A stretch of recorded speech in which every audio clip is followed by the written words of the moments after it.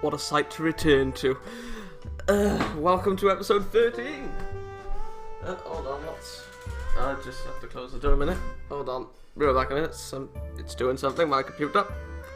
I'll wait for it to finish to do whatever it's doing. I'll pause. Yeah, so let's just continue. Just around the time I started to feel a little bit better, the blurred vision of my eyes recovering, I saw a sight that made me nearly faint once more. Standing before me was the youngest of the kitsune, eagerly undoing her top for some sort of bizarre reason. I would never be able to figure out why. Maeko, what are you doing? Machiko-chan, what is your sister up to? Oh, there we go.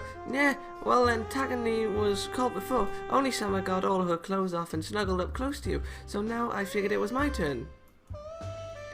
Even if I appreciate the gesture, I don't think that's the way you're supposed to. Oh, there we go. You're back. Everything's fine. Even if I appreciate the gesture, I don't think that's the way you're supposed to cure a flu. Put your top back on right now. Don't strip in front of Takakun. You'll give him crazy ideas. Ah, but you two looked so cute cuddled up together. I wanted to try it too. You're not fun sometimes, Oni-sama. You cuddled up to me while I was out cold? I'm not sure what to think of that, Machiko-chan. What? She's talking about when we first met. I had to. You were stone cold and you were freezing. I just did it to give you some of my body heat. Exactly, and now I'm going to do it with Takani. But I'm hot right now, not cold. But you're shivering. Nope, I definitely need to warm you up. It's hopeless. You might as well just let her do it. But, Chibiko, before you do anything, you are not to take off your clothes. Am I making myself clear?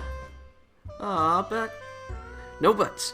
You two are both sick. Having nothing on would only make you worse. Hey, what about my opinion? Having a pretty girl cuddle up to me is going to make this fever skyrocket, and cuddling with clothes sounds a bit awkward. Now you see, Maeko, you're bothering him. Just settle down and look after him. I need to focus on preparing the soup. But I was just trying to help out. You're not bothering me, but remember that talk we had earlier and the promise? You're trying to gain an unfair advantage over the others. What promise is this? Have you been promising naughty things to my little sister Takakun? Nothing like that. I just promised her that I'll return to this world after I finish my important match because I got something important to do then. Maeko-chan, why are you resuming your stripping? I just want to win first place. Maeko, what is this all about? Why are you so adamant to show your body to Takakun? What is this ridiculous deal you two have got going on? Put your top back on right now. Oh my. But you're the one who started this all. Maeko, you really shouldn't try to win like this. Not to mention, at this rate, I might die of a nosebleed before you can claim your prize. What do you mean I started it? What prize? I demand you tell me this instant. Fine. Takani promised me that when he's done with his fight, he'll come back here and decide which of us, all four of us, he likes. Oh, what's this? Be right back. I'll be back. Not just his friends, but you know, like, and he's the prize. Whoever gets Takani to like him is the winner, and I want to win. Oh, well, I hadn't really been thinking about what would happen when you... I suppose that's a nice thing to promise. Maeko-chan, please leave us alone for a moment. Ah, why? You're not going to try winning on your own, are you? That's cheating, Oni-sama. After pulling her top back down, the girl stomped out of the room, huffing and crossing her arms. She seemed quite irritated. Now, perhaps this was another side effect from the spell. As she left, she slammed the door behind her, making the room rattle. I'm sorry for that. She gets like this sometimes, quite stubborn and... ignorant, whatever. That something does not go the way she wants it to. Reminds me of someone, but no need to apologise. I must confess so, my actions were not exactly completely genuine. I have grown quite fond of hanging you around, Takakun. This promise that you made, do you really think you can keep it? Of course, even if I have to spend the rest of my life at the shrine shouting Tsuri name, I'll make sure to return to this world. Tsuri's name, it's probably that. Takakun. The girl knelt beside me and hugged me tightly, completely out of the blue. I didn't really know how to react, so I just sat there, letting her do it. I'm so happy to hear you say that. The idea that soon you might just walk back into your own world, and that would be it, not seeing you ever again. I do not think I could handle it. While judo is an important thing in my life, the precious friendships I forge are equally important, so you can be certain that the fact you won't get rid of me so easily. I know that will make the guards happy to hear too. Takakun, thank you. I smiled briefly at Machiko while I felt another dizziness spell. Deciding to lay down upon one of the futon, I explained with a weak smile. I'm sorry, Machiko, but I think I'll be sleeping for a little longer. Take all the time in the world. We'll be here when you wake up, so get your strength back. Sleep well, Takakun. And with those words, I closed my eyes, hearing the Kitsune whispering something under her breath before leaving the room, allowing me to slip away into the world of dreams. Several days later. ...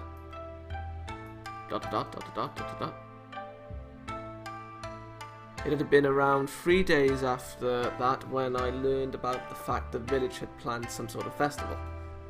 I wasn't certain about the details, but the girls had been adamant about the fact I would have needed to visit the village tonight. However, because it was still early in the morning, I had decided I would check the kitchen and figure out if I could prepare the Kitsune sisters a meal to show my gratitude to them. It was shortly after I reached the kitchen that the sound of cheerful humming made me realize that someone was already inside. Hello? Someone's up before me? It can't be Machiko. She sleeps till noon. Come in, Takani. I'm whipping up a treat just for you. Ah, Maeko. My words quickly trailed off when I entered the kitchen and found Maeko running around excitedly around the place. Not that by itself wouldn't have been a reason for me to be surprised. Okay, I've got a... Okay. Oh god. In the end, I had already learned the girl was the cook of the Kitsune family, but... Yep, I knew it! Oh! I knew it. Okay, does this need to be censored? She's... Oh my.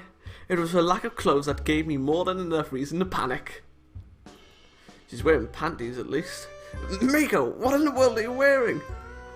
Good morning, Takani. Do you like it? Tsuri gave them to me specially. I get the feeling we are in the palm of Tsuri's hands. Oh god. So first Narumi, now Maeko. Oh god, what else is what's she gonna say to Machiko and Mio? Oh my. Yes, I absolutely... Wait a moment. If your sister saw you like this, the apocalypse would unfold. So be quiet and she won't wake up. I can't decide who of those two the more dangerous one is. Why did Tsuri even give you that apron? I mean, what happened to your other clothes? Don't tell me you traded them for the apron. No, silly. That'd be dumb. Tetsu-chan gave them to me. It's not just the apron. Looky, undies too. You told me I should wear underwear. I entirely agree with the underwear part, but underwear and an apron alone aren't considered a normal outfit. Not that I wouldn't mind you walking around like that every now and then. Now you're just... What? Not that I wouldn't... Yeah. Now you're just being a liar. I asked Tetsu-chan what I could do to make a human from your world like me. She told me men from your world love being woken up by a girl wearing just undies and an apron who've cooked breakfast for them. She even gave me a pair of her own underwear so I could do that for you. Oh, bye. I won't say that's not true, but there's a certain order to things to follow. You're skipping the best friend event straight from the wifey duty scene. Oh, I thought we were already friends. Ah, Takani, you're being so mean. I just wanted to do something nice for you. I even whipped up my special waffle just for you for breakfast. Of course we're friends already, but... I coughed deeply and averted my gaze for a moment. Remember that talk about unfair advantages with that promise bit? Right now, you're not cheating, but outright hacking your way to victory. But I'm not hacking anything. I did break some eggs, but I didn't cut anything up. That's something scary Maeko would do. It's a term from my world that we use for when someone is playing a game and use certain means to totally win no matter what the other side does. But this time I shall remain silent. Just promise me to change back in your clothes before your sister sees you. Yay, I promise, I promise. Would you like me to cream my special waffle just for you? Or would you like to put it on there yourself? No, just regular is fine. The fox girl smiled and with a few clattering of plates walked over to me, leaning down to put the plate onto the table in front of me. I gulped as I was given a full view of her cleavage, and as she walked away I found myself instinctively following her tail so as to avoid looking at anything else. Focusing there. Maybe I should take some up to Onisama too. After all, I want her to like me too. Do you think she'd like me if I gave her breakfast like this? You absolutely can't do that to Maeko-chan. I can promise you that your sister already likes you a lot. And I sense a death end trigger if you head upstairs. Okay, since we're both allowed to come into the village now, Onisama and I have been invited to the festival tonight. Oh, you should come with us. It'll be so much fun. Oh no! Ugh. Ugh, that smells amazing, Maeko-chan. Have you been making waffles again? Ah! Oh no! Takakun, run! Get out of here! Run away before she sees you! Feeling the Shinigami scythe resting against my neck with every step we heard Michiko take, her footfalls slowly descending down the stairs, I very quickly worked out that staying here would lead me to put into one hell of a huge misunderstanding. I'll leave it to you. And with those words, I darted out of the kitchen and into the woods. It appeared I was just in time because a shrill scream and a thunderous roar from the kitchen mansion came. Was it came? Roar came, it wasn't there, but still. Despite feeling grateful for the waffles and the lingering imagination that Maeko gave me, I didn't dare to stay behind for her sister's wrath. Oh, I continued running into the woods, making oh god, the music is still playing like this, what else is going to happen? Making a beeline past the trees and descended further into the less traversed parts of the forest. Hopefully I could have been able to hide myself here long enough for Michiko to calm down. However, it was after a while that the sound of a familiar voice whispered in my ear, causing me to grind to a halt. It's Tsuri. You seem to be in a hurry, Takahiro. I span around at the spot and saw the one person I had least expected. With her tail swaying eagerly behind her, the spirit of the shrine had decided to grace me with her presence. Or rather, you look as if you're being chased by a demon. That's awfully ironic coming from you. Well, I do enjoy looking out for lost little children in my forest. Teasing aside, you seem to be enjoying yourself. There is a certain charm to this place and the people that inhabit this realm. Somehow I seem to think the reason behind your fondness is more specific. I guess you're responsible for Maeko-chan's silly behaviour the past few days? Perhaps, but there's a good reason behind it. Like getting a wedding sash? Hardly. That's too simple of a goal. There's a greater problem at hand that requires your attention. Okay. It seems that your ticket back home shall be arriving quite soon. How lucky for you. Just in time for you to play your little game of violence. And unfortunately for you, there's only one seat. Wait, what do you mean? Are you saying that I'm about to return to my world sometime soon? That is correct. Soon you will be gone and I'll finally be free to play with my Machi-tan again. Free from her curious little infatuation with you. What's your Then what about this problem you mentioned? You'll figure that out soon enough, but I'll give you a hint, my boy. To solve this problem is something only you can do. None from this world will have the solution. For a moment, the spirit's gaze gaze seemed to shift sideways, clearly thinking about something before she hummed happily. Anyway, that's all you'll get out of me. Don't disappoint me now, Takahiro. It's unwise to do so. And with those words, the spirit stepped backwards, seemingly fading away into the scenery as if she had been just a simple illusion all along. Her comments had worried me a little, and if there was going to be some sort of problem, I felt it would be best for me to inform the girls. But who would I end up warning? Oh no! Oh, it's a choice! Okay, right, important save right here. We are saving right here. Oh my lord. Don't do this to me. I'm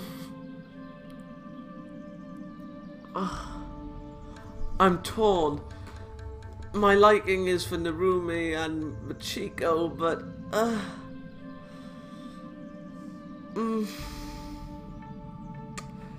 and comments aren't really frequent on this series. Well, for episode 4 it is, but nonetheless.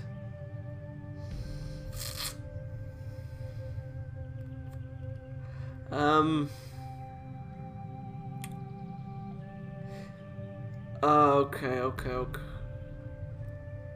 Okay, who do I like the most? I like.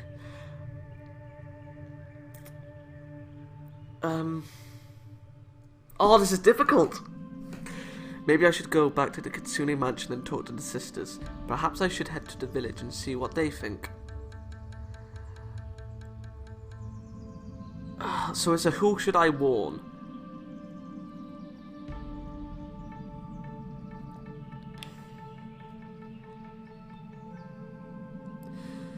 Okay, for the sake of more people... I'm gonna go back to the sisters. Yeah. In the end, I decided it was best to return to the Kitsune mansion. Perhaps Machiko would have calmed down enough, and I did feel a bit guilty about leaving Maeko to deal with her all by herself. So I have an important save right here. At least, yes, for the other romances, for the human side, I'll be doing the roommate if, yeah. I'd walked back toward the Kitsune mansion, and to my surprise I saw Machiko sitting outside on the steps. I vaguely considered turning around again, but she saw me and gestured towards me. Sit down, Takakun. I need to talk to you. I gulped faintly and walked up to the steps, sitting beside her. We sat in silence for a few minutes until she cleared her throat. I love my sister Takakun dearly. However, recently I have found myself resenting her for the time she gets to spend with you. I do not know how to deal with this. I find myself in an unfair situation after situations after unfair situations. Oh. I spoke with Maeko earlier. We have come to an agreement. We will both wait. We both trust you. We both trust you, Takakun. We are both going to wait until you fulfill your promise to return, before we try to win you. There will be no more flirting from me, no more silly antics from Maeko-chan. I am sorry to have dragged you into our little family feud? Familial feud, but I fear it could not be helped. There's no need to be sorry, Machiko-chan. As a friend of your family, I expect you to talk to me if something like that bothers you. However, I'm happy you two were able to solve your feud and grateful you two will wait for my return. But I hope you will prepare well. The battle will be intense when you return. Maeko said she would like to apologize to you. I believe she's in her room right now. Then I should prepare myself for the greatest battle I ever fought, but I shall head up to Maeko-chan's room right away. I dashed past Machiko, who nodded as I walked past, lounging back on the desk in the mid-morning sun. I climbed the stairs? Clambered? Is that even a word? I've never heard of it. Roll of it. Clambered the stairs at the mansion, looking around at what appeared to be the aftermath of their discussion. thanking my lucky stars that I hadn't been around to witness or experience it. Maeko-chan, I'm coming in. Machiko said you wanted to speak to me. Wait, no. Oh! What have we done? Oh! As I pushed the door open, I heard the yelp too late. Her skirt halfway up her hips, her hands clasped around her chest. Maeko let out a shriek as I entered. I'm sorry, I didn't know you were changing. Get out, get out, get out, get out! Yes, I'm sorry, I'm so sorry, I didn't mean... I was cut off as I tried to turn from the room, bumping into something warm and soft. The obstacle gasped as I toppled backwards into Mako's room. Maeko, and after our talk, honestly, I can't trust you to keep your top on at all these days, can I? Wait, Oni-sama, I didn't do anything this time. I promise, I swear I didn't plan anything. I was just trying to get changed. Takane burst in. It was an accident. I didn't even know Maeko was in here. I was trying to find her. Honestly, you two, don't think I've forgotten what happened earlier. You two are definitely up to something. Oni-sama, I swear. Oh no. Honestly, Machiko-chan, this was all just a big mistake. Fine, I believe you. Maeko, you're my sister and I love and trust you. Takahiro, you are a pervert who loves peeking at girls, but I trust you too. Really though, you should knock and then wait before entering a room. What if it had been the Tsunda tyrant?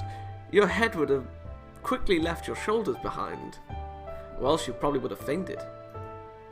I'm terrified at how right your statement would have been. Nevertheless, I wanted to let you two know I don't mind attending the festival with you both, at least if you want to accompany a peeking pervert like me. I added the last bit with a bit of a dramatic sob, acting as if I was hurt by the comment. Honestly, a scalded puppy could learn a thing or two about my pitiful expression just now. Oh, I could wear that nice frilly thing that Tetsu gave to me. You remember the one that she said she wanted to see on you. But when you saw it, you turned white, and then you kind of fainted, and when you woke up, you shrieked. Tetsu-chan gave it to me when you were asleep, and told me to keep it just in case.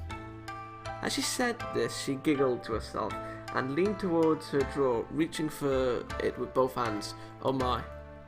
I left forth a yelp as I slapped a hand over my eyes, turning my head away from her as she began to pull through her clothes, searching for the one she was after. Maeko, change first, then consider your wardrobe. However, I do have one small request. Do not wear anything Tsuri has given you. Ah, no fair. Tetsu-chan gave me such a nice pretty skirt. Such nice pretty skirts and tops. She's really generous. You should wear some of them sometimes. Oh, Oni-sama, does that include the No! Stop! Keep those on! You are completely hopeless. Takaku, thank you very much for the invitation. We will both graciously accept your invite. I think it's best for me to turn around and wait outside. Machiko-chan, I feel more confident if you help your sister with her choice of wardrobe. If the villagers saw her in that outfit... I found myself wondering idly what would have happened if Maeko ended up going to the festival while wearing only an apron and panties. Oh, okay. Well, I'll end this episode off. Yeah. We had our first choice. A major choice. And it was so difficult. So, I guess we're on Machiko and Mako's romance path, but I'm choosing Machiko. So yeah, good day. I said good day.